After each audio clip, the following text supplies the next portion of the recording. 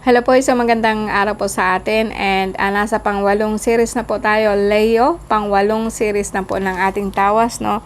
May nilikom po ako dito na dasal and makikipakinggan po natin bago tayo magsimula, no. Sa lahat po ng mga nandito, please think po na nandito po kayo sa aking harapan and sabayan po ninyo ako sa aking dasal. Iniibig ko ang aking Diyos, Diyos ng mga Diyos, Panginoon ng lahat ng Panginoon, may gawa ng lahat, makita at makita, ng buong puso, buong pag-iisip at ng buong kaluluwa. Bigkis ko ang kabutihan ni Jesucristo at takip sa dibdib ang baluti ng pagkamatuwid. Taglay ko ang kalasag ng pananalig kay Kristo bilang palangga at pamatay sa lahat ng nagliliyab na palaso ng masasama.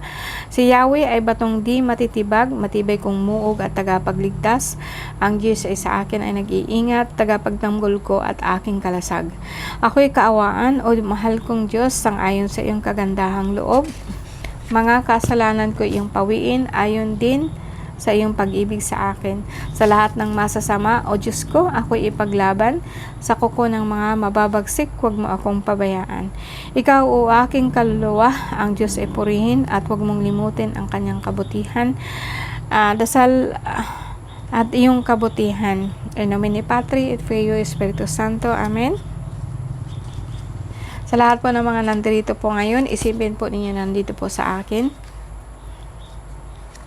And so let's begin, no. Pufali katerhita. Sa lahat po naman nandito po ngayon, bless us, O Lord. And basbasan mo po ang bawat isa sa amin, sa aming pamilya. Tingnan po natin, no. Leo, July 23 hanggang August 22, no. Sa inyo po ang reading na to. Leo is fire sign, no. July 23 hanggang August 22.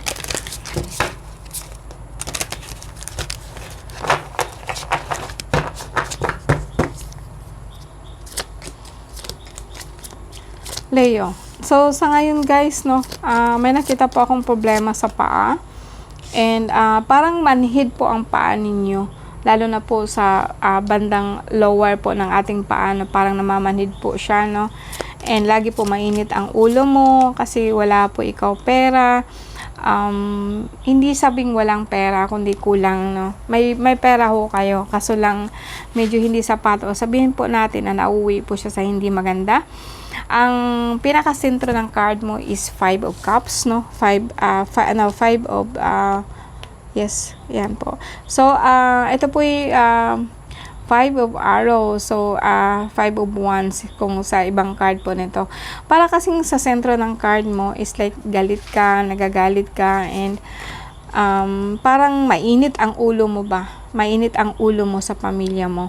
Mayroon, sabihin natin na parang nagkaroon po siya ng you are thinking about iwanan mo na yung pamilya mo, and parang lahat po kasi ng ginagawa mo para sa kanila, and may nakita din po ako dito na nangyaring hiwalayan, and so far po talagang hanggang ngayon masasabi po natin na hanggang hindi ka pa po nakaka-recover, no.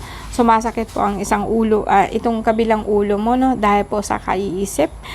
And medyo nataas po sugar nyo guys, no. Kahit sabihin po natin payat ho kayo, pero may nakita ako ditong pamamanhid po ng paa, and mula sikmura, parang lagi kayong nabalis ba, no. Parang pakiramdam niyo na babalis po kayo, or sabihin po natin na hanggang ngayon masama talaga pakiramdam niyo, no. And balis or usog, gano'n, pero stress ito, beg, nagagalit ka ho sa pamilya niyo. Bakit po? Ngayon, may sabihin natin na may nakita ako dito na siguro occasion po, no, hindi po ikaw nakakatulog po ng kaiisip, pero may parang reunion yata ng kaluluwa, or sabihin po natin anniversary po ng patay, kasi magkita-kita po kayo, no. And kaso lang hindi mo alam, medyo nagbabalak ka pa lang po, uuwi ka ba o hindi, or sabihin po natin na delay po ang pag-alis mo. Balak mo kasing umalis po, papunta po sa ibang lugar, tatawid po siya ng dagat, pero sa ngayon po, pa lang, parang ino-observe mo pa kung lilipat ba ako ng tirahan, or magstay ba ako dito, gano'n, no. Ngayon, pwedeng sabihin po natin na yeah, para pong may nagpapalipad hangin sa'yo, maubusan ka ng pera, no? May nakita din po ako dito na minsan talaga pong hindi ka nakakatulog ng maayos, girl or boy, o kung ano ka man po dyan, lalaki ka man o babae. May napansin po ako dito na mayroon ka pong hinahantay. And parang kaso lang, parang hinahintay mo siya kung darating siya or kung darating man, ito'y lalaki or person. So kung halimbawa babae ka, parang meron ka pong parang hindi naman siya commit up or boyfriend or something, pero meron na ba kayong usapan sana? Kaso lang po parang nagbago ang isip mo, dahil nga po sa itong lalaki na to is like walang damdamin, parang hindi mo siya mararamdaman. And pwedeng sabihin natin guys na mainit ang ulo ninyo kasi nga po unang-una is like sa budget, nahirapan po kayo mag-budget. So medyo galit ka nga, no? Lagi kong nakikita dito na nararamdaman ko yung feelings is like nagagalit ka. Sabihin po natin na parang etong pamilya mo parang hindi talaga nila pinapansin, no? O parang hindi nila nakikita yung worst mo, no? And kaya ninisip ko na lang po sana na umalis. So sa akin parang hindi siya magandang option. Pero ito yung nasa isip mo ngayon. Ang advice ko sa iyo is like stay ka muna and focus mo, no? Ito yung sinasabi ko nga sa iyo kahit sa ibang sign or sa inyo sa ibang sign po, na pilitin po niyo kahit papaano po na everything you do is for yourself. Ito po yung magiging rules natin. From now on, everything you do is for yourself. Kahit sabihin natin, nagtatrabaho ka po para sa mga anak ko, no. You think this way na nagtatrabaho ka kasi gusto mo paaralin yung mga anak mo. And mas magaan siya sa pakiramdam kaysa sa isipin po natin na kailangan niya. Kasi kung if they fail you, parang kumbaga sa akin hindi masyadong masakit, no? Kasi talaga pong hindi sa pagkakataon is like yung tinutulungan po natin magbibigay response sila. Pero I trust you guys, no? Kung talaga pong galing sa puso ninyo ang pagtulong po sa ating kapwa o kahit sa pamilya po natin, no? Bayaan mo lang po sila kasi may sarili din po kasi silang may sarili po silang mundo, may sarili din silang pangarap. Pabayaan po natin na at the time po na mangarap din po sila para sa sarili nila. You have to begin of thinking now, from now on, na lahat po na magiging work mo, lahat po na magiging mo is para sa'yo. Kahit sabihin po natin, yes, ibibigay mo sa mama mo, sa mo, no? You are working towards yourself, no? I think kung ito po kasing iisipin natin, magiging kakaiba po ang mood po natin, no? Imbes po na parang obligasyon mo, parang no, it's not an obligation, kundi I want them to have a happy life, no? Kaya kung mayroon ako, ibibigay mo sa kanila. Kung hindi naman po, no offense po yun.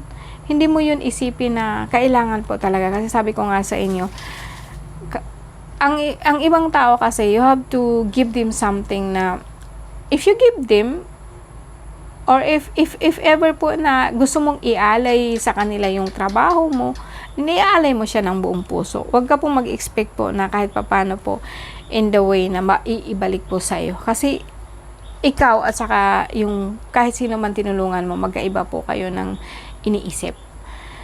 And sa sakit naman kasi guys, alam ko mababa lang po ang dugo nyo. Kasi nga po hindi kayo nakakatulog ng maayos. And sumasakit lagi ang ulo kasi nga po dahil nga po sa kaiisip mo sa pamilya, parang kasing tinalikuran ka, parang hindi ka na nila masyadong pinapansin kasi settled na sila. That is true, to settled na po sila. So be happy with that, and after that parang ngayon po masikaso mo na yung sarili mo. Hindi mo na kailangan po na obligahin pa ang sarili mo para sa kanila kasi they have their own life too.